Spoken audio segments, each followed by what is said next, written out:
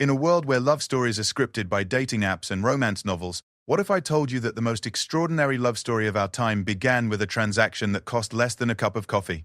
Picture this. A desperate father, drowning in debt, standing at the doorstep of a stranger's house with his 18-year-old daughter by his side. In his trembling hand, he holds a crumpled piece of paper, a marriage contract that would sell his child's future for the price of $3. The man who opens the door is Marcus Chen, a 34-year-old tech entrepreneur who had given up on love after 3 failed relationships, left him financially and emotionally bankrupt. What Marcus did in the next 60 seconds didn't just change 2 lives, it sparked a movement that would challenge everything society believes about arranged marriages, true love, and the power of human kindness. This isn't a fairy tale. This isn't fiction. This is the story of how a $3 transaction became the foundation for a love so pure, so unexpected, that it silenced critics, inspired millions, and proved that sometimes the most beautiful flowers bloom in the most unlikely soil. But here's what will shock you most. The girl's name was Elena Vasquez, and she had never spoken a word to any man outside her family. What happened next defied every expectation, broke every stereotype, and created a love story that would make headlines across 3 continents. Are you ready to discover how $3 changed everything? The rain hammered against the windows of the small apartment in East Los Angeles like angry fists demanding entry. Inside, Roberto Vasquez sat at his kitchen table, staring at a stack of bills that seemed to grow taller each day. The eviction notice lay crumpled beside his coffee cup, its red letters screaming the reality he had been trying to avoid for months. In exactly 7 days, he and his daughter Elena would be homeless. Roberto's weathered hands shook as he counted the few crumpled dollar bills in his wallet for the 3rd time that evening. $3.47. That was all that stood between his family and the streets. His construction job had ended 2 months ago when the company went bankrupt, and despite applying to dozens of places, no one wanted to hire a 50-year-old man with a bad back and limited English. Elena sat in the corner of the tiny living room, her dark eyes focused on the worn textbook in her lap. At 18, she possessed a beauty that seemed almost otherworldly, the kind that made people stop and stare when she walked to the local market with her father. Her long black hair cascaded down her shoulders like silk, and her olive skin glowed with the warmth of her Mexican heritage. But it was her eyes that captivated people most. Large, expressive, and filled with an intelligence that burned bright despite the limited opportunities her circumstances had provided. She had graduated from high school 3 months ago, valedictorian of her class, with dreams of attending college to study medicine. The acceptance letter from UCLA still sat on her dresser, a constant reminder of the future that seemed increasingly impossible. The scholarship covered tuition, but they needed money for living expenses, books, and 100 other things that their empty bank account couldn't provide. "Mija," Roberto called softly, his voice heavy with the weight of impossible decisions. Elena looked up from her book, immediately sensing the distress in her father's tone. They had been through everything together since her mother died in a car accident when Elena was 12. Roberto had worked multiple jobs, sacrificed everything to keep her in school, and give her the chances he never had. "Papa, what is it?" she asked, setting down her textbook and moving to sit beside him at the table. The bills were spread out like a map of their destruction. Rent, utilities, medical bills from Roberto's recent back injury, and credit card statements with numbers that made Elena's stomach clench. Roberto couldn't meet her eyes. In his other hand, he held a business card that his neighbor, Mrs. Rodriguez, had given him earlier that day. She had whispered about it like she was sharing a dangerous secret, explaining how her own cousin had used this service when times got desperate. The card was simple, white with black lettering, traditional marriage arrangements, discretion guaranteed. "There might be a way," Roberto said slowly, still staring at the bills. "Mrs. Rodriguez told me about something, a man who helps families like ours." Elena frowned. "What kind of help?" Roberto finally looked up at his daughter, his eyes red with unshed tears. "He arranges marriages, mija, traditional marriages, like in the old country. The man pays a bride price to help the family, and in return, no." Elena's voice was firm, immediate. "Papa, no. We'll find another way." "What other way?" Roberto's voice cracked. "I've applied everywhere. We have 1 week before they throw us out." 1 week, Elena. "And then what? Do we sleep in the car? Do we go to a shelter where anything could happen to you?" Elena stood up abruptly, pacing the small space between the kitchen and living room. The idea was archaic, something from the history book she had studied. But as she looked around their tiny apartment, at the water stain spreading across the ceiling, at the pile of rejection letters from Roberto's job applications, at the acceptance letter from UCLA that might as well have been written in a dead language. She felt the walls of reality closing in around them. "Tell me about this man," she said quietly, sitting back down. Roberto pulled out a wrinkled piece of paper where he had written down the information Mrs. Rodriguez had given him. "His name is Marcus Chen. He's 34, owns some kind of computer business. He's looking for a wife. Someone young, someone pure, someone who can give him children and be a good wife." "And what does he pay?" Roberto's voice dropped to a whisper. $3,000. Elena's eyes widened. $3,000 would cover their rent for several months, giving Roberto time to find work. It would pay off the most pressing bills and maybe, just maybe, allow her to defer college for a year while they got back on their feet. "What do you know about him? Is he a good man?" Roberto shrugged helplessly. "Mrs. Rodriguez says he's successful, quiet. He lives alone in a big house in Pasadena.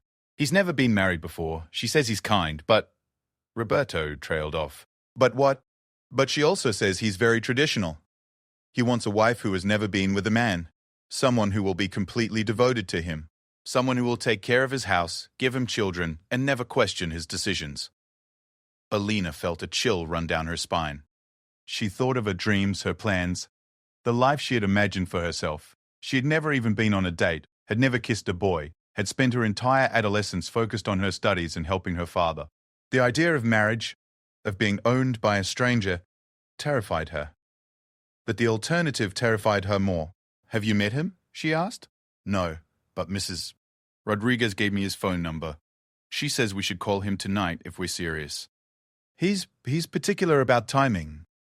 Elena closed her eyes, trying to imagine what this Marcus Chen might be like.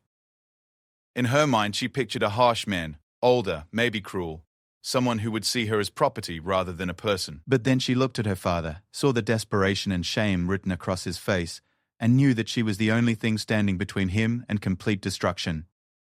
"If I do this," she said slowly, "what happens to my college plans?" Roberto's shoulders sagged. "I don't know, mija.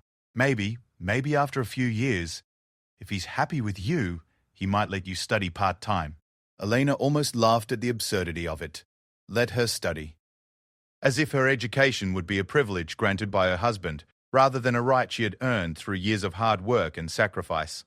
She walked to her bedroom and picked up the UCLA acceptance letter, reading it again for what might be the last time. The scholarship deadline was in 2 weeks. If she didn't accept soon, the opportunity would go to someone else. But if she married this Marcus Chen, would there even be a point in hoping for such things? When she returned to the kitchen, Roberto was on the phone, speaking in hushed, nervous Spanish to someone she assumed was Mrs. Barbol Rodriguez, getting more details about the arrangement. "Papa," she said when he hung up. Roberto looked at her with a mixture of hope and dread. "Mrs. Rodriguez says we can meet him tomorrow evening, at his house. If he likes me, if I meet his requirements, he'll give us the money immediately and we can have the ceremony within the week. And if I don't meet his requirements?" Roberto was quiet for a long moment. "Then we find another way." But they both knew there was no other way. That night, Elena lay awake in her narrow bed, staring at the ceiling and listening to the rain that had finally stopped. She thought about her mother, wondered what advice Maria Vasquez would have given her daughter in this impossible situation. Would she have encouraged Elena to sacrifice herself for the family's survival, or would she have found some other solution? She thought about Marcus Chen, this stranger who would become her husband. What kind of man sought out a wife this way? Was he so undesirable that no woman would marry him willingly? Or was he simply traditional, looking for someone unspoiled by modern ideas about women's independence? Most of all, she thought about the woman she had planned to become. Dr. Elena Vasquez, helping people, making a difference in the world. Would that woman disappear completely, replaced by Mrs. Troy? Marcus Chen, a quiet housewife whose greatest achievement would be raising children and keeping a clean home? As dawn approached, Elena made her decision. She would meet Marcus Chen. She would smile, be polite, and let him decide if she was suitable for his needs. If he chose her, she would marry him and do her best to be the wife he wanted, not because she wanted to, but because sometimes love meant sacrifice. And her love for her father, her gratitude for everything he had done for her, was worth more than her own dreams. The next evening, as Roberto drove their ancient Honda through the winding streets of Pasadena, Elena wore her best dress. A simple blue sundress that her mother had bought for her 16th birthday. Her hair was braided down her back, and she wore no makeup, following Mrs. Rodriguez's advice that men like Marcus Chen preferred natural beauty. The neighborhood they entered was unlike anything Elena had ever seen. Massive houses sat behind iron gates, their manicured lawns and luxury cars speaking of a wealth that seemed almost fictional. When Roberto pulled up to the address they had been given, Elena's mouth fell open. The house was enormous, a modern structure of glass and steel that looked like something from a magazine. "Are you sure we have the right address?" she whispered. Roberto checked the paper again, then nodded grimly. They sat in the car for several minutes, both lost in their own thoughts about the magnitude of what they were about to do. Finally, Roberto turned to his daughter. "Mija, if you want to leave, we leave now. No questions, no judgment. We'll figure out another way." Helena looked at the house, then at her father's tired face and shook her head. "No, Papa. We need to do this." Together they walked up the long driveway to the front door. Roberto rang the doorbell and they waited, Elena's heart pounding so hard she was sure everyone in the neighborhood could hear it. When the door opened, Elena's breath caught in her throat. The man standing before them was nothing like what she had imagined. Marcus Chen was not the cruel, older man Elena had envisioned. Standing in his doorway wearing a simple white t-shirt and dark jeans, he looked younger than his 34 years. His black hair was slightly disheveled, as if he had been running his hands through it, and behind wire-rimmed glasses, his dark eyes held an expression of nervousness that matched Elena's own. He was tall and lean, with the kind of understated attractiveness that came from good genes rather than conscious effort. "Mr. Vasquez?" Marcus asked, extending his hand to Roberto. His voice was soft, cultured, with only the slightest hint of an accent that Elena couldn't quite place. "Please, come in." The interior of Marcus's home was as impressive as the exterior, but in a way that felt more like a museum than a place where someone actually lived. The floors were polished hardwood, the furniture modern and expensive looking, and large windows offered views of a perfectly landscaped backyard. But despite its beauty, there was something sterile about the space, as if no one had ever really made themselves at home there. Marcus led them to a sitting room where 3 cups of tea were already waiting on a glass coffee table. The gesture struck Elena as both thoughtful and oddly formal, as if he had carefully planned every detail of this meeting. "Please sit," Marcus said, taking the chair across from the sofa where Elena and Roberto settled. "Mrs. Rodriguez explained your situation to me. I'm very sorry about your circumstances." Roberto nodded, his hands fidgeting with the baseball cap he held in his lap. "Thank you for agreeing to meet with us, Mr. Belaguru. Chen, please, call me Marcus." He turned his attention to Elena, and she felt herself blush under his scrutiny. But his gaze wasn't predatory or calculating as she had feared. Instead, he seemed almost as uncomfortable as she was. "Elena, Mrs. Dad, Rodriguez told me you graduated as valedictorian. That's quite an achievement." "Thank you," Elena said quietly, surprised that he knew about her academic success. "What did you plan to study in college?" The question caught her off guard. She glanced at her father, unsure if she should mention her dreams to a man who was essentially considering purchasing her as a wife. "Medicine," she said finally. "I wanted to be a doctor." Something flickered across Marcus's face, surprise perhaps, or regret. He was quiet for a moment, studying her with an intensity that made her squirm. "That's a noble goal," he said eventually. "Why medicine?" Elena found herself relaxing slightly as she talked about her passion. "My mother died because we couldn't afford proper medical care. She had symptoms for months, but we kept putting off going to the doctor because of the cost. By the time we finally took her to the emergency room, it was too late. I never wanted another family to go through that." Marcus nodded slowly, and Elena thought she saw understanding in his eyes. "I'm sorry for your loss." That must have been very difficult. The conversation continued for nearly an hour, but it felt nothing like what Elena had expected. Instead of asking about her domestic skills or her willingness to bear children, Marcus asked about her interests, her favorite books, her thoughts on current events. He seemed genuinely curious about her as a person, not just as a potential wife. Roberto remained largely silent during this exchange, watching the interaction between his daughter and this strange man with growing confusion. This wasn't how these arrangements usually worked, according to Mrs. Rodriguez. Usually, the bride price was discussed immediately, terms were negotiated, and the girl was examined like livestock being sold at market. Finally, Marcus stood up. "Elena, would you mind if I spoke with your father privately for a few minutes? Elena nodded and was shown to Marcus's study, a warm room lined with bookshelves and dominated by a large desk covered with computer equipment and scattered papers. She wandered along the shelves, surprised to find classic literature mixed with technical manuals and medical journals. A framed photograph on the desk caught her attention. Marcus with an elderly Asian woman who had the same kind eyes behind similar glasses. Meanwhile, in the living room, Marcus and Roberto were having a conversation that would change everything. "Mr. Vasquez," Marcus began, "I need to be completely honest with you. This isn't what I thought it would be." Roberto's heart sank. "Is there something wrong with Elena? I know she's not traditionally trained in household duties, but she learns quickly, and she's a good girl. Never been with a man." "No," Marcus interrupted. "There's nothing wrong with Elena. She's remarkable. That's the problem." Roberto frowned, not understanding. Marcus sat forward, choosing his words carefully. "When Mrs. Pido Rodriguez first contacted me about your situation, I thought I was looking for exactly what she described, a traditional wife who would be content with domestic life. But talking to your daughter, she has dreams, ambitions, she's brilliant. The idea of taking that away from her feels wrong. She understands the arrangement," Roberto said desperately.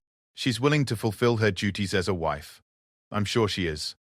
But what kind of man would I be if I destroyed someone else's future to satisfy my own loneliness?" Roberto stared at Marcus, completely confused by this turn in the conversation. "I don't understand. Do you want to marry her or not?" Marcus was quiet for a long moment, staring at his hands. When he looked up, his expression was resolute. "Mr. Vasquez, I'm going to give you the $3,000, but I'm not going to marry your daughter." "What?" "I'm going to give you the money as a loan. You can pay me back when your situation improves. Elena should go to college, become the doctor she wants to be. The world needs more people like her." Roberto's eyes filled with tears. "Mr. Chen, we can't accept charity. We have nothing to offer you in return." "You're offering me the chance to do the right thing," Marcus said simply. "That's worth more than a marriage built on desperation." In the study, Elena heard the murmur of voices from the living room, but couldn't make out the words. She continued exploring the bookshelves, finding herself increasingly curious about this unexpected man. The medical journals particularly intrigued her. Why would a computer businessman have subscription to the New England Journal of Medicine and JAMA? She was startled when Marcus appeared in the doorway. "Eleanor, could you join us?" When she returned to the living room, she found her father wiping tears from his eyes. Her stomach dropped, assuming Marcus had rejected her. "I'm sorry, Papa," she started to say, but Marcus held up his hand. "Elena, please sit down. I have something I need to explain to you." She perched on the edge of the sofa, bracing herself for disappointment, or worse. "I've decided not to go through with the marriage arrangement," Marcus said gently. Elena felt a confusing mix of relief and hurt. Relief that she wouldn't have to sacrifice her dreams, but hurt that this kind stranger had found her unsuitable. "However," Marcus continued, "I'm still going to give your father the money he needs. Consider it a loan that you can pay back once you're established in your career as a doctor." Elena stared at him, certain she had misunderstood.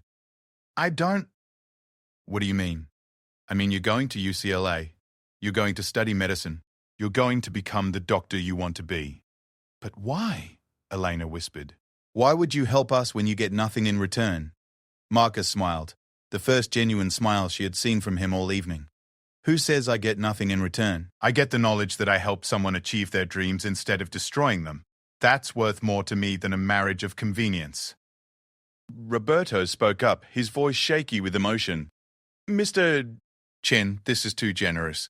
There must be something we can do for you." Marcus considered this. "Actually, there is something. Elena, would you be interested in working for me part-time while you're in school? I could use help with research and administrative tasks for my company. It would give you some income and work experience." Elena felt dizzy with the sudden turn her life had taken. An hour ago, she had walked into this house expecting to sacrifice her future. Now she was being offered not just her dreams back, but a path to achieve them. "What kind of company do you have?" she asked. "I develop medical software," Marcus explained. "Programs that help doctors diagnose diseases more accurately, systems that make medical records more accessible to patients. I actually started the company after my mother died from a misdiagnosis that could have been prevented with better technology." Elena stared at him with new understanding. "That's why you have the medical journals.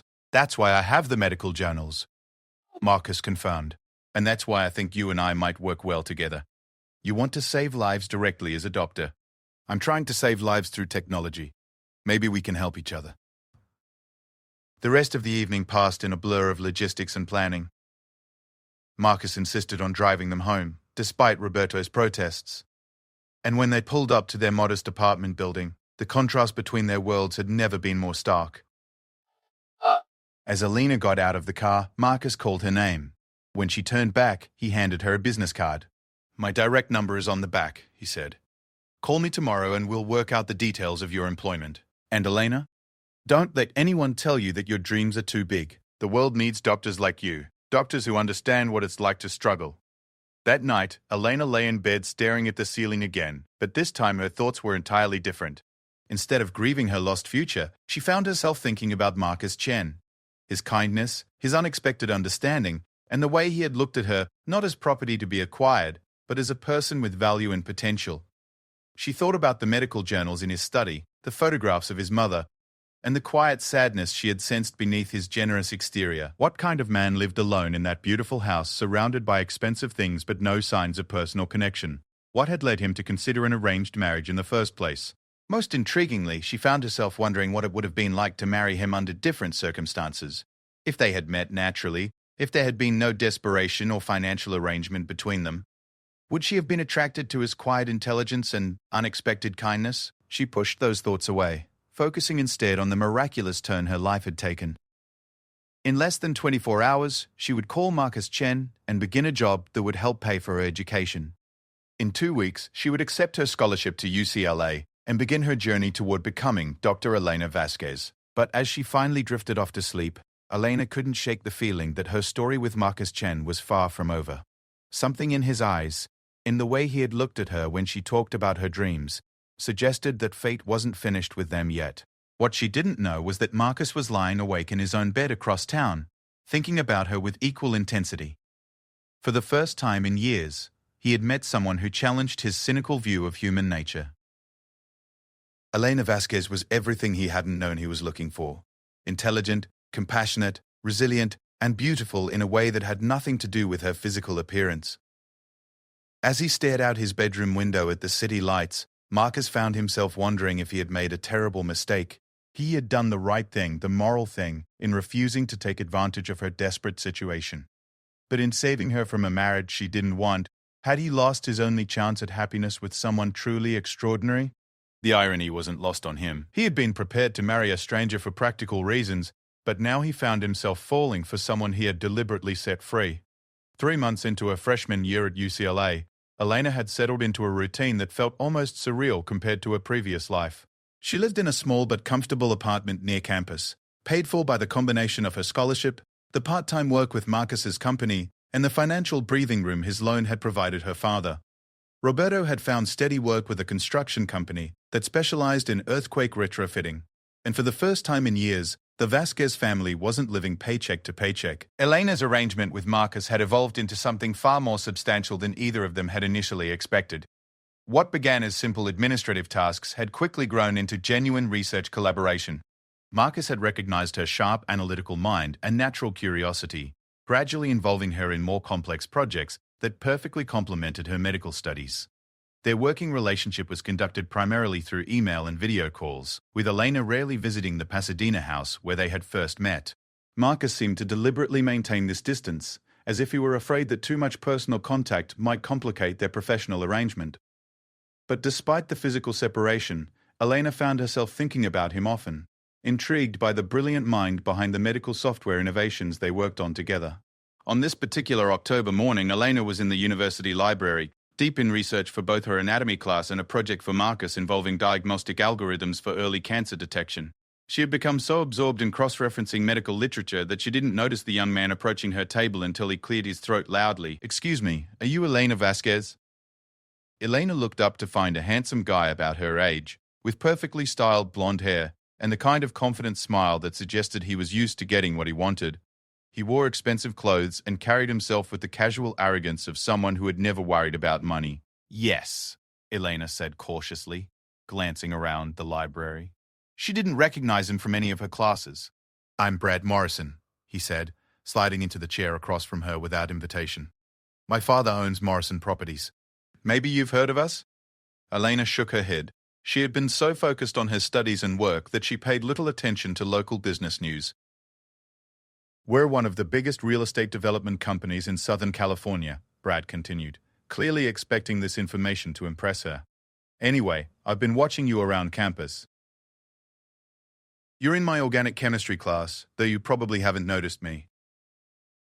Elena vaguely remembered seeing him in the back row of Professor Martinez's class, usually on his phone or chatting with friends rather than paying attention to the lectures.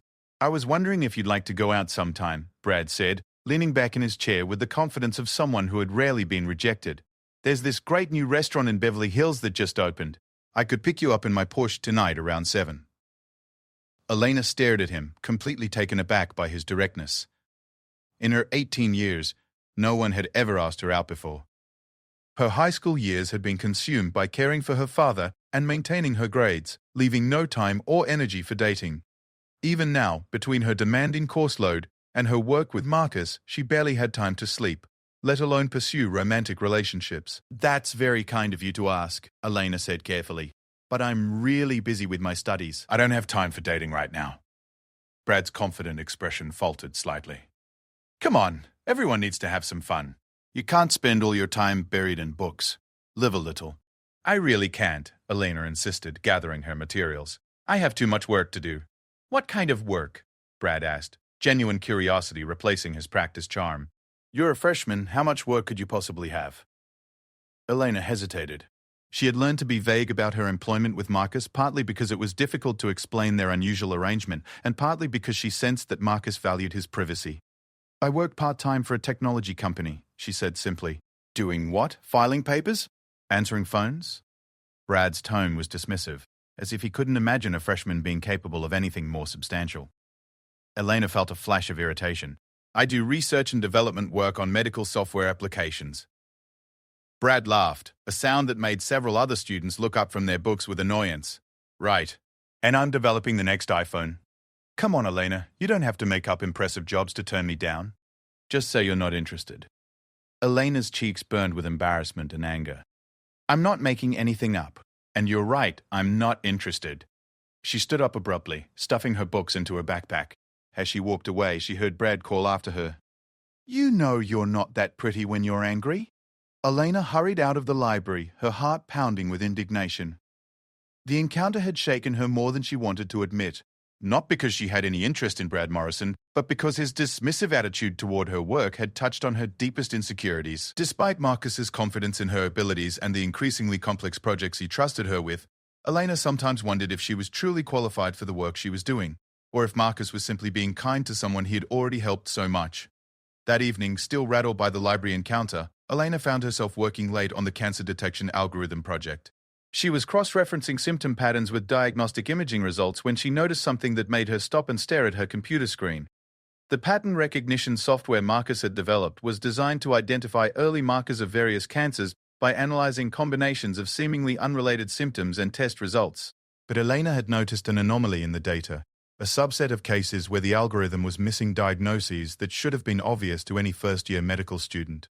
Elena spent the next 3 hours digging deeper into the data, double-checking her analysis and running additional tests.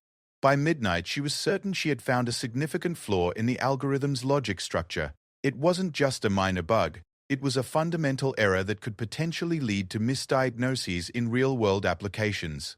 Her hands trembled slightly as she drafted an email to Marcus, explaining her findings in detail. She attached her analysis, the corrected code she had written, and a comprehensive report outlining the implications of the error. Before she could lose her nerve, she hit send. Marcus's response came less than 10 minutes later, which surprised Elena since it was well past midnight. Elena, your analysis is absolutely correct. This is a critical catch that could have had serious consequences if we had moved forward without your correction. Can you come to the office tomorrow morning? We need to discuss this immediately, and there are some things I need to explain to you about your role in this company. Elena stared at the email, her heart racing. There was something in Marcus's tone that suggested this conversation would be about more than just debugging software. The next morning, Elena drove to Marcus's office building in downtown Los Angeles, a sleek glass tower that housed his company, Chen Medical Technologies. She had been there only twice before, both times for brief meetings about specific projects. Most of their collaboration happened remotely, with Marcus seeming to prefer the distance that email and video calls provided. The receptionist, a friendly woman named Sarah who looked to be in her 40s, greeted Elena warmly.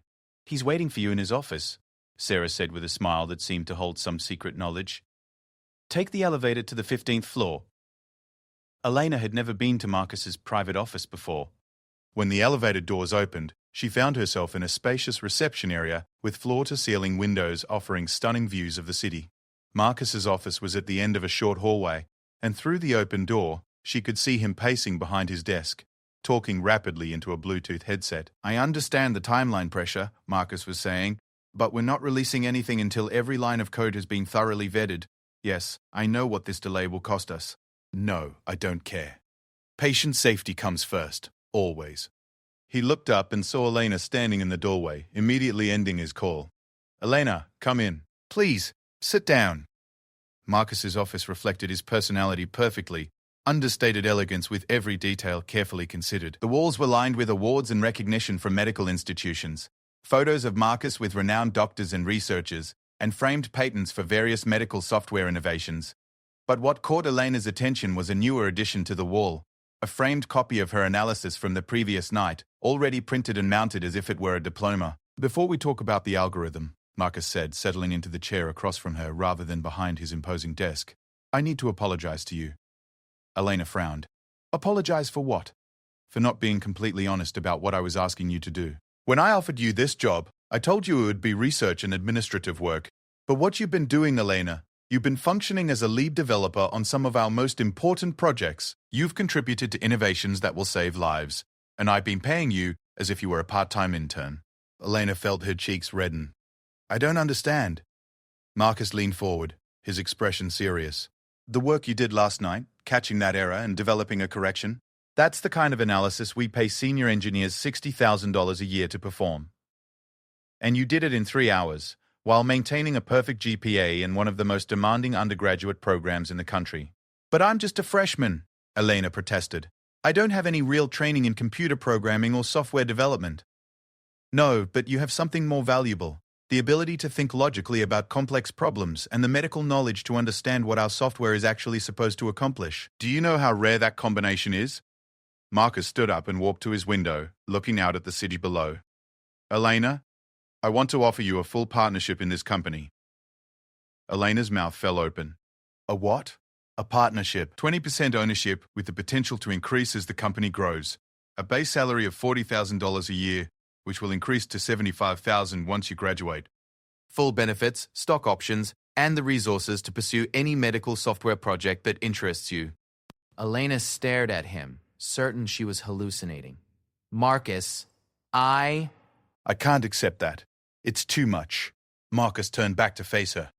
"It's not too much. It's what you've earned. Elena, in the 6 months since you started working here, our diagnostic accuracy has improved by 37%. Our client satisfaction scores have reached all-time highs. And yesterday, you potentially prevented a software error that could have led to missed cancer diagnoses in thousands of patients." Elena felt overwhelmed, struggling to process the magnitude of what Marcus was offering. "Why?" she whispered. "Why are you doing this?" Marcus was quiet for a long moment, studying her face with an intensity that made her heart race. "Because you're extraordinary. Because you see solutions that other people miss. And because," he paused, seeming to wrestle with something internal, "because I believe in you." Elena felt tears welling in her eyes. No one had ever expressed such confidence in her abilities, such faith in her potential. "I don't know what to say." "Say you'll think about it. The offer will remain open until you graduate, if you need time to consider it." Elena nodded, still too stunned to form coherent sentences. "There's one more thing," Marcus said, his voice softer now. "I want you to know that this offer has nothing to do with our personal history. You've earned this opportunity through your work, your intelligence, and your dedication. I don't want you to ever feel obligated to me for anything." The way he said it made Eleanor look at him more carefully. There was something in his expression, something vulnerable and carefully controlled, that made her wonder if Marcus's feelings about their relationship were more complicated than he let on. Marcus, she said slowly, can I ask you something personal? He nodded, though she could see him tense slightly. Why did you really want to get married that way? Through Mrs. Rodriguez's arrangement, I mean. You're successful, intelligent, attractive. You could have met someone normally. Marcus sat down again, removing his glasses and cleaning them with nervous precision. Because normal hasn't worked for me. I've tried dating the conventional way. I've had relationships with women who seemed perfect on paper, but it always ended the same way. They were either interested in my money, or they couldn't understand my work, or they wanted me to be someone I'm not. He looked up at Elena, his dark eyes reflecting a pain she had never seen before. I thought if I found someone who needed my help, someone who was grateful for my assistance, maybe they would accept me as I am. Maybe they wouldn't leave when they realized I'm not good at expressing emotions or making small talk, or any of the things that normal people expect from relationships. Elena felt her heart break a little for this brilliant, lonely man who had convinced himself that he needed to purchase someone's affection because he couldn't inspire it naturally. Marcus, she said gently, the women you dated before, they didn't deserve you. He smiled sadly. Or maybe I didn't deserve them. Elena stood up impulsively, crossing to where Marcus sat and placing her hand on his shoulder. The touch was electric, sending a shock of awareness through both of them. That's not true, she said firmly. You're kind, intelligent, generous, and passionate about making the world better. Any woman would be lucky to have you in her life. Marcus looked up at her, and for a moment, the careful professional distance he had maintained between them completely disappeared. Elena could see everything he had been hiding. The loneliness, the attraction he felt for her, the regret over the choice he had made months ago to set her free. The moment stretched between them, full of possibility and unspoken questions. Elena found herself wondering, what would happen if she leaned down just a few inches? If she closed the gap between them and let instinct guide her actions? But then Marcus gently moved away from her touch, the professional mask sliding back into place. Thank you, he said quietly. That means more to me than you know. Elena returned to her chair, her hand still tingling from the brief contact. The air between them felt charged with electricity and unfulfilled promise. I should let you get back to your classes, Marcus said, his voice carefully neutral again. Right, Elena agreed, though she made no move to leave. Marcus?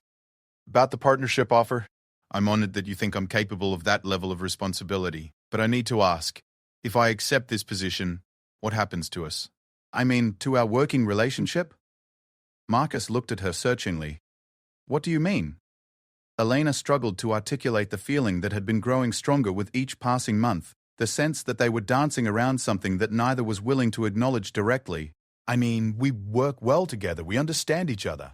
But sometimes I feel like you're holding back, like you're afraid to get too close. If we're going to be true partners in this business, we need to be able to trust each other completely. Marcus nodded slowly. You're right, and I want you to know that you can trust me, Elena, completely. My personal feelings, my personal struggles, they won't interfere with our professional relationship. The phrase, personal feelings, hung in the air between them like a confession he hadn't meant to make. Elena stood to leave, her mind racing with everything that had been said and unsaid during their conversation. At the door, she turned back. Marcus, for what it's worth, I don't think you need to buy anyone's affection. You just need to trust that the right person will appreciate who you are. As Elena walked back to her car, she couldn't shake the feeling that their relationship had shifted in some fundamental way. The partnership offer was incredible, more than she had ever dreamed possible. But it was Marcus's vulnerability, his admission of loneliness and self-doubt, that had truly affected her. For the first time since that night in his house, Elena allowed herself to think about Marcus not as her employer or benefactor, but as a man.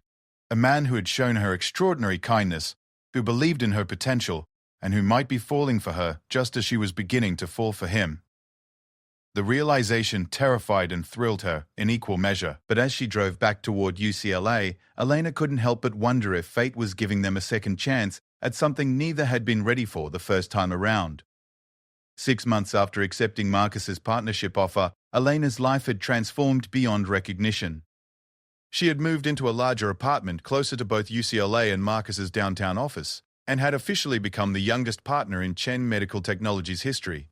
Her innovations in diagnostic software had already been implemented in 3 major hospital systems, and medical journals were beginning to take notice of the breakthrough work coming from Marcus's company. But success had brought unexpected challenges. The closer Elena worked with Marcus, the more apparent their mutual attraction became. They spent long hours together developing new software applications, their conversations flowing seamlessly between technical discussions and more personal exchanges. Marcus had gradually let down his professional guard, revealing glimpses of his dry sense of humor, his passion for classic literature, and his surprisingly extensive knowledge of Mexican cuisine that he had acquired during college years spent in San Diego. Elena found herself looking forward to their meetings with an anticipation that had nothing to do with software development and everything to do with the way Marcus's eyes lit up when he was explaining a complex algorithm, or how he unconsciously loosened his tie when he was deep in thought. She had caught herself staring at his hands during presentations, wondering what it would feel like to have those long, elegant fingers tangled in her hair. The tension between them was becoming impossible to ignore, but neither seemed willing to make the first move toward acknowledging it directly. They were both too aware of the complicated history of their relationship, the power dynamic that still existed despite Elena's new position in the company, and the potential consequences of mixing business with personal feelings. Everything changed on a rainy Thursday evening in February. Elena was working late in her office, wrestling with a particularly challenging piece of code for a new cardiac monitoring system, when she heard Marcus's voice in the hallway. I understand your concerns, Dr. Williams, but the clinical trial results speak for themselves. Our software has improved diagnostic accuracy by 43% across all participating hospitals. Elena looked up to see Marcus walking past her office with Dr. Patricia Williams, the chief of cardiology at Cedars-Sinai Medical Center. Dr. Williams was a formidable woman in her 60s, known throughout the medical community for her expertise and her reluctance to embrace new technologies. Mr. Chen, Dr. Williams was saying, your software may be impressive, but I need to see it in action before I recommend it to our board. Too many companies promise revolutionary breakthroughs that fail to deliver in real-world applications. Marcus paused in Elena's doorway. Dr. Williams, I'd like you to meet Elena Vasquez, my partner and the primary developer of our cardiac monitoring system. Elena stood up, smoothing her skirt nervously as Dr. Saluma. Williams looked her up and down with undisguised skepticism. Vasquez, Dr. Williams said coolly, you look very young to be developing medical software. What's your background? I'm currently a sophomore at UCLA studying pre-med, Elena replied. But I've been working with Marcus for over a year on diagnostic applications. Doctor. Williams raised an eyebrow. A sophomore? Mr. Chen, surely you're not asking me to trust our patients' lives to software developed by an undergraduate student? Elena felt her cheeks burn with embarrassment and anger. Dr. Williams, with respect, my age doesn't diminish the validity of our research. The cardiac monitoring system has undergone extensive testing. Testing in a laboratory setting, Dr. Williams interrupted. Not in real emergency situations with real patients whose lives are on the line. Marcus stepped forward, his jaw tight with suppressed anger. Dr. Williams, Elena's qualifications speak for themselves. She has published research in peer-reviewed medical journals, and her diagnostic algorithms have already saved lives in other hospital systems. Perhaps, Dr. Williams conceded, but Cedars-Sinai cannot afford to experiment with unproven technologies, regardless of who developed them. We'll need to see long-term clinical data before we consider implementation. After Dr. Williams left, Elena slumped in her chair, feeling deflated and frustrated. Despite all her success, there would always be people who dismissed her because of her age or her unconventional background. Marcus appeared in her doorway, his expression sympathetic. Don't let her get to you. She's notoriously conservative about new technology. She's not wrong, though, Elena said quietly. I am just an undergraduate student. Maybe I am overreaching. Marcus crossed to her desk and perched on the edge, closer than he had ever positioned himself before. Elena, do you know why I started this company? She looked up at him, surprised by the sudden change in topic. Because of your mother. Because of my mother, Marcus confirmed. She died when I was 25, from a condition that should have been easily treatable. The doctors missed the diagnosis because they were looking for the obvious symptoms in a young, healthy woman. They didn't consider that her chest pain might be cardiac-related because she didn't fit the typical profile. Elena had heard the basic story before, but Marcus had never gone into such personal detail. I spent years developing software that could recognize patterns human doctors might miss. But do you know what I discovered? I'm good at programming, excellent at algorithms, but I'm not good at understanding what really matters to doctors and patients. I can create the technical framework, but I can't bridge the gap between technology and actual medical practice. Marcus reached out and gently touched Elena's hand, sending electricity shooting up her arm. That's what you do. You see the human side of medical technology. You understand what doctors need and what patients fear. Dr. Williams dismissed you because she sees a young woman without formal credentials. But I see someone who brings both medical insight and innovative thinking to every problem we tackle. Elena stared down at their joined hands, acutely aware of the warmth of Marcus's skin against hers. Marcus, what I'm trying to say, Marcus continued, his voice softer now, is that you're not overreaching. You're exactly where you belong. And anyone who can't see that isn't worth your time or energy. Elena looked up and found Marcus watching her with an intensity that made her breath catch. They were sitting closer than ever before, his face just inches from hers. She could see the flecks of gold in his dark eyes, could smell the subtle cologne he wore, could feel the magnetic pull that had been building between them for months. Elena, Marcus whispered, his thumb tracing gentle circles on the back of her hand. I need to tell you something. What? She breathed, her heart pounding so hard she was sure he could hear it. I think about you constantly. I know I shouldn't. I know it's inappropriate given our professional relationship, but I can't help it. You're brilliant and beautiful and kind, and being around you every day without being able to tell you how I feel is driving me insane. Elena felt her world tilt on its axis. Marcus, I know this is complicated, he continued quickly, as if afraid she would stop him if he paused. I know people would say there's a power imbalance, that our history makes this inappropriate. But Elena, what I feel for you has nothing to do with business arrangements or professional obligations.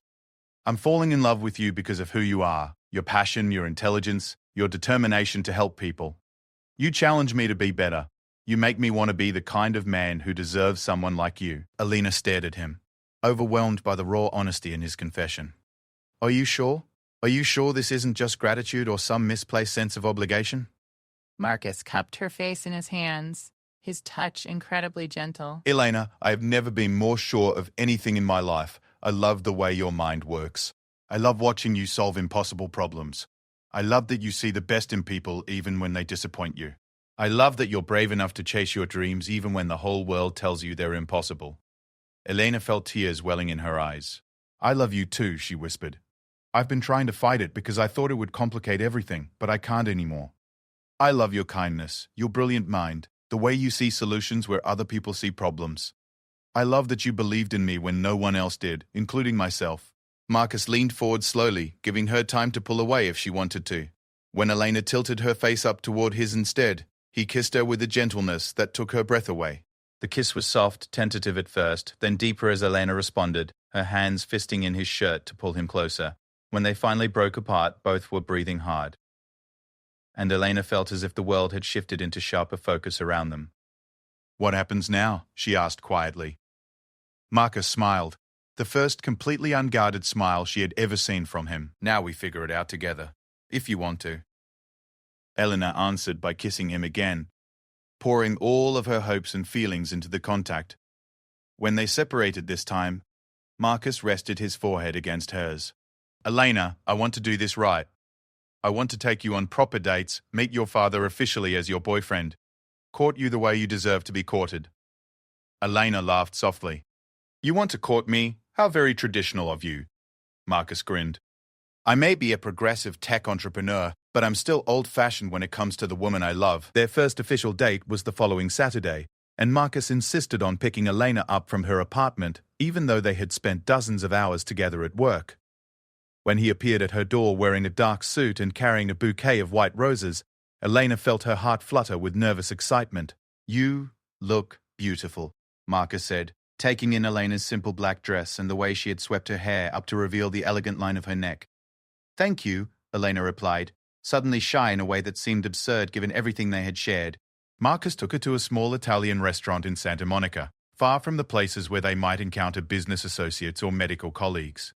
The restaurant was intimate and unpretentious, with candlelit tables and the kind of atmosphere that encouraged quiet conversation. Over dinner, they talked about everything except work. Elena's childhood memories of cooking with her mother, Marcus's complicated relationship with his demanding father, their shared love of science fiction novels, and their completely different approaches to solving crossword puzzles. I have a confession, Marcus said as they shared a dessert of tiramisu. I've been wanting to ask you out since about 2 weeks after you started working for me. Elena raised an eyebrow. Only 2 weeks? I'm insulted. I thought I made a better first impression than that. Marcus laughed, a sound Elena was still getting used to but already treasured. You made an incredible first impression. But it took me 2 weeks to admit to myself that what I was feeling had nothing to do with professional admiration and everything to do with the fact that you're amazing. So why did you wait so long to tell me? Marcus grew serious.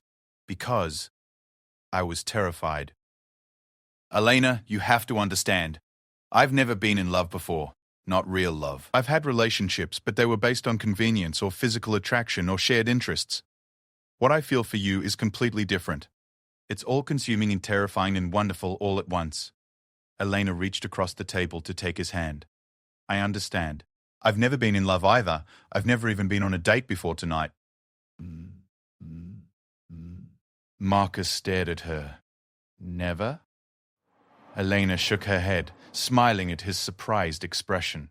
You forget, I spent my teenage years taking care of my father and focusing on school. Romance wasn't exactly a priority. And then when I started college and started working with you, well, no one else seemed very interesting by comparison. Marcus brought her hand to his lips, pressing a gentle kiss to her knuckles. I don't deserve you. Yes, you do, Elena said firmly. We deserve each other. We deserve happiness and love, and the chance to build something beautiful together. After dinner, Marcus walked Elena along the beach, the moonlight reflecting off the ocean waves. They talked about their hopes for the future, their fears about mixing personal and professional relationships, and their shared dreams of using technology to make medical care more accessible and effective. Elena, Marcus said as they stood watching the waves, I want you to know that whatever happens between us personally, your position at the company is secure. You've earned your partnership through your work, not through your relationship with me. Elena smiled up at him. I know that. But I also know that the best partnerships, in business and in life, are built on trust, respect, and shared values. We have all of that. Marcus pulled her into his arms, marveling at how perfectly she fit against him. I love you, Elena Vasquez. I love you too, Marcus Chen. As they kissed under the moonlight, both knew that their story was entering a new chapter. The arranged marriage that had brought them together had evolved into something neither had expected, but both had been secretly hoping for. A love based on genuine affection, shared dreams, and deep mutual respect. But their happiness was about to face its biggest test yet. Unbeknownst to either of them, Dr. Williams had spent the weeks since their meeting conducting her own investigation into Elena's background. What she discovered would threaten not only Elena's professional reputation, but the very foundation of the love story she and Marcus were just beginning to write. The following Monday, Elena arrived at the office to find a registered letter waiting on her desk. The return address was from Cedars-Sinai Medical Center, and the contents would change everything. Dear Ms. Vasquez, the letter began, it has come to our attention that you may have misrepresented your qualifications in your recent presentation to our medical staff. We have received information suggesting that your relationship with Mr. Chen may have influenced your position at his company in ways that call into question the legitimacy of your professional achievements. We feel it is our duty to investigate these allegations thoroughly before considering any business relationship with Chen Medical Technologies. Elena's hand shook as she read the letter. Someone had discovered the truth about how she and Marcus first met, about the arranged marriage that had brought them together. Somehow, their beautiful love story was being twisted into something sordid and manipulative. The letter continued, We have scheduled a formal review of your company's practices and credentials for this Friday. Please be prepared to provide documentation of Ms. Vasquez's educational background, professional experience, and the circumstances under which she was hired by your company. Elena sank into her chair, feeling sick to her stomach. Their secret was out, and someone was determined to use it to destroy everything they had built together. Elena stared at the letter until the words blurred together, her mind racing through the implications of what she was reading. Someone knew about the arranged marriage attempt. Someone had connected her relationship with Marcus to her position at his company, and was now questioning the legitimacy of everything she had worked so hard to achieve. Marcus appeared in her doorway, his usual morning coffee in hand, and a smile on his face that quickly faded when he saw her expression. Elena? What's wrong? She handed him the letter without speaking, watching as his face grew darker with each line he read. Who would do this? Marcus asked, his voice tight with controlled anger. Who even knows about how we met? Elena shook her head. Mrs. Daughter. Rodriguez, maybe, or someone she told? Marcus, this could destroy everything. If the medical community thinks I only got this position because of some personal arrangement with you, that's not what happened, Marcus said firmly, crossing to her desk and kneeling beside her chair. Elena, you earned everything you have here. Your work, your innovations, your partnerships with hospitals, none of that has anything to do with our personal relationship. But how do we prove that? Elena asked, tears threatening to spill over. How do we explain that you gave my father money and offered me a job before we ever had any kind of romantic relationship? How do we make anyone believe that this isn't exactly what it looks like? Marcus was quiet for a long moment, studying the letter. We tell the truth. All of it. We explain exactly what happened and let our work speak for itself. Elena laughed bitterly. The truth? The truth is that you paid $3,000 to help a desperate family avoid homelessness. The truth is that you offered me employment as part of that arrangement. No matter how we frame it, it's going to look like I slept my way into this position. Elena, look at me. Marcus gently turned her chair so she faced him. We are not going to let someone else's narrow-minded assumptions destroy what we've built.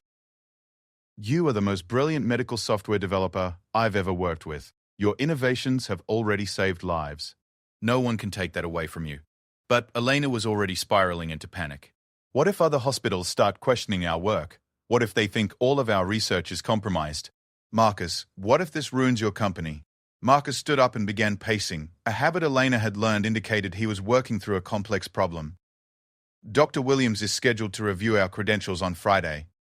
That gives us 4 days to prepare a comprehensive presentation that demonstrates exactly why you deserve your position here. Elena wiped her eyes, trying to focus on practical solutions rather than her growing anxiety. What kind of presentation? Documentation of every project you've worked on, every innovation you've contributed, every piece of code you've written. We'll show them your academic records, your published research, testimonials from other hospitals that have implemented your software. We'll make it impossible for anyone to question your qualifications. Over the next 3 days, Elena and Marcus worked around the clock preparing their defense.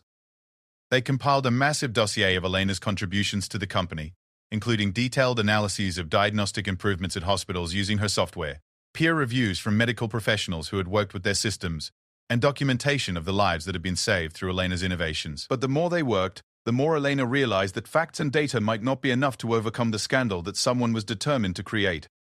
In the medical technology world, reputation was everything, and whispers of impropriety could destroy careers faster than any actual wrongdoing. On Thursday evening, as they sat in Marcus's office surrounded by stacks of documentation, Elena finally voiced the fear that had been growing in her mind. Marcus, maybe I should step down from the partnership. Temporarily, until this blows over. Marcus looked up sharply from the computer where he had been compiling their presentation. Absolutely not. Think about it logically, Elena continued, her voice steady despite the pain the suggestion caused her. If I remove myself from the equation, there's no conflict of interest for them to question. You can present our research as your own work, and the company's reputation stays intact. Elena, I won't let you sacrifice your career to protect mine. It wouldn't be a sacrifice, Elena lied. It would be strategic. Once the controversy dies down, once I have my medical degree and more experience, I could come back. Marcus stood up and crossed to where Elena sat, pulling her into his arms despite her attempt to maintain professional distance. Listen to me very carefully. I fell in love with your brilliant mind, your compassionate heart, and your determination to change the world. I'm not going to let you hide any of those things to appease people who are too narrow-minded to see your worth. Elena leaned into his embrace, drawing strength from his unwavering support. But what if standing up for me costs you everything you've worked for? Then it's a price I'm willing to pay. Elena, you are worth more to me than any business, any reputation, any amount of money. We face this together, or we don't face it at all. Friday morning arrived grey and rainy, matching Elena's mood as she dressed carefully in her most professional suit. She and Marcus had decided that honesty was their best strategy. They would tell the complete truth about how they met, explain the evolution of their professional and personal relationship, and let their work speak for itself. The review board at Cedars-Sinai consisted of Dr. Williams, the hospital's chief administrator, and 2 other senior doctors Elena didn't recognize. They sat across from Elena and Marcus in a sterile conference room, their expressions ranging from skeptical to openly hostile. Mr. Chen, Ms. Vasquez.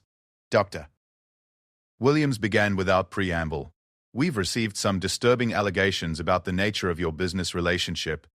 Before we proceed with our evaluation of your software, we need to address these concerns directly. Marcus squeezed Elena's hand under the table, a gesture of support that gave her the courage to speak first. Dr. Williams, I understand you have questions about my qualifications and how I came to work for Marcus. I'd like to address those concerns directly by telling you exactly how we met. Elena took a deep breath and began the story she had never told anyone outside her family. She explained her father's financial desperation, the arranged marriage proposal, and Marcus's decision to help their family without requiring marriage in return. She described her initial employment as genuine part-time work that had evolved based on her demonstrated capabilities rather than any personal relationship. The work I do, Elena continued, can be verified independently. Every line of code I've written is documented. Every innovation I've contributed can be traced through development records. My academic performance at UCLA speaks for itself, and most importantly, the diagnostic improvements our software has achieved in real-world hospital settings prove that my contributions are legitimate. Dr. Williams listened to this explanation with the expression that was impossible to read. When Elena finished, the room was quiet for several long minutes. Miss Vasquez, Dr. Williams finally said, what you're describing is quite unusual. A businessman paying money to help a struggling family, then offering employment to someone with no formal training in his field, it raises questions about your credibility. Elena felt her heart sink, but Marcus leaned forward before she could respond. Dr. Williams, may I ask you something? When you were starting your medical career, did anyone ever take a chance on you? Did anyone ever see potential in you that wasn't immediately obvious on paper? Dr. Williams frowned at the unexpected question. I suppose, yes. My residency supervisor gave me opportunities to work on cases that were technically beyond my experience level. And did that supervisor's faith in your abilities diminish the value of the work you did? Of course not. Then why should Elena's situation be different? Yes, I recognized her potential early. Yes, I gave her opportunities that might seem advanced for someone her age. But the quality of her work, the innovations she's created, the lives her software has saved, those results speak for themselves. Marcus activated his laptop and began the presentation they had prepared, showing detailed data on diagnostic improvements, patient outcomes, and cost savings achieved through Elena's innovations. Hospital after hospital had reported significant improvements in accuracy and efficiency after implementing their software. These results, Marcus continued, were achieved through Elena's unique combination of medical knowledge and analytical thinking. She sees patterns that trained programmers miss because they don't understand the medical implications. She spots errors that experienced doctors miss because they're too focused on traditional diagnostic approaches. Elena watched the faces of the review board as Marcus presented case study after case study demonstrating the real-world impact of her work. Slowly, their expressions began to shift from skepticism to surprise to something approaching respect. The hospital administrator, who had remained silent throughout the presentation, finally spoke up. Ms. Vasquez, this is quite impressive, but I have to ask, how do we know these innovations are really your work and not Mr. Denku? Chen's with your name attached? Elena felt a flash of anger at the suggestion, but she forced herself to respond professionally. Dr. Henderson, I'd be happy to walk you through any piece of code you'd like to examine. I can explain the logic behind every algorithm, the medical reasoning behind every diagnostic pathway, and the testing procedures we use to validate every result. For the next hour, Elena found herself in the most intense technical discussion of her career, fielding detailed questions about programming languages, statistical methodologies, and medical protocols. With each answer, she could see the board members' attitudes shifting as they realized they were dealing with someone who genuinely understood both the technical and medical aspects of the software. Finally, Dr. Williams called for a brief recess while the board deliberated. Elena and Marcus waited in the hallway, both exhausted from the emotional and intellectual intensity of the presentation. Whatever they decide, Marcus said quietly, I want you to know how proud I am of you. The way you handled those questions, the way you defended your work, you were magnificent. Eleanor smiled wearily. I just hope it was enough. When they were called back into the conference room, Dr. Williams's expression was unreadable. Ms. Vasquez, Mr. Chen, she began. After reviewing your presentation and examining the documentation you've provided, we have reached a decision regarding our evaluation of your company. Elena held her breath, preparing for rejection. While the circumstances of your initial meeting were indeed unusual, Dr. Williams continued, The quality of your work is undeniable. The diagnostic improvements your software has achieved are impressive, and Ms. Vasquez has clearly demonstrated both the technical knowledge and medical insight necessary to develop these innovations. Elena felt lightheaded with relief, but Dr. Williams wasn't finished. However, the doctor continued, we do have concerns about the appearance of impropriety in your business relationship. While we believe Ms. Vasquez's work is legitimate, we worry that other institutions might not be as thorough in their evaluation. Elena's heart sank again, but then Dr. Williams surprised her. Therefore, we are recommending that Cedars-Sinai not only implement your cardiac monitoring system, but that we also offer Ms. Vasquez a formal research fellowship to work with our cardiology department.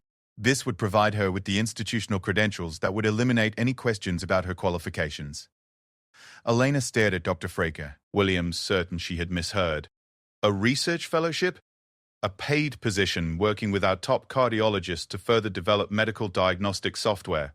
It would give you access to real-world clinical data, the opportunity to work directly with physicians, and the kind of formal medical experience that would silence any critics. Marcus looked as stunned as Elena felt. Dr. Williams, that's incredibly generous.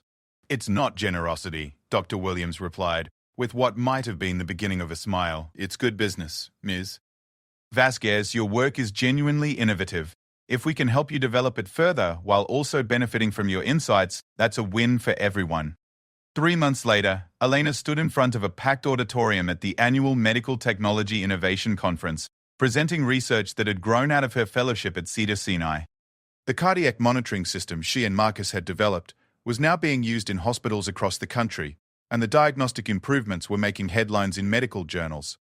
But what made the moment truly special was looking out into the audience and seeing Marcus in the front row, his face glowing with pride and love. Beside him sat Roberto, wearing his best suit and beaming with joy at his daughter's success. After her presentation, as Elena was surrounded by doctors and researchers eager to discuss her work, she caught sight of Dr. Williams approaching. Ms. Vasquez, the older woman said, excellent presentation. I wanted you to know that the board has approved funding for the expansion of your research fellowship into a full 5-year program. Thank you, Dr. Williams, for everything. If you hadn't given us the chance to prove ourselves, Dr. Williams held up her hand. You proved yourselves, Elena. I just provided the platform. Although I do have one more thing to tell you. Elena waited, curious. I owe you an apology. The allegations about your relationship with Mr. Chen, they came from me. I was the one who investigated your background and questioned your credentials. Elena stared at her, not sure how to respond. I was wrong, Dr. Williams continued. Not about investigating, that's part of my job. But I was wrong about my assumptions. I saw a young woman in a position that seemed too advanced for her experience, and I immediately assumed there must be some inappropriate explanation. I didn't consider that you might simply be extraordinarily talented. I understand, Elena said quietly. You were protecting your patients. Yes, but I was also operating from unconscious biases about women, about age, about unconventional backgrounds. Your story, the way you and Mr. Chen met, the way your relationship evolved, it's actually quite beautiful. He saw your potential when you could.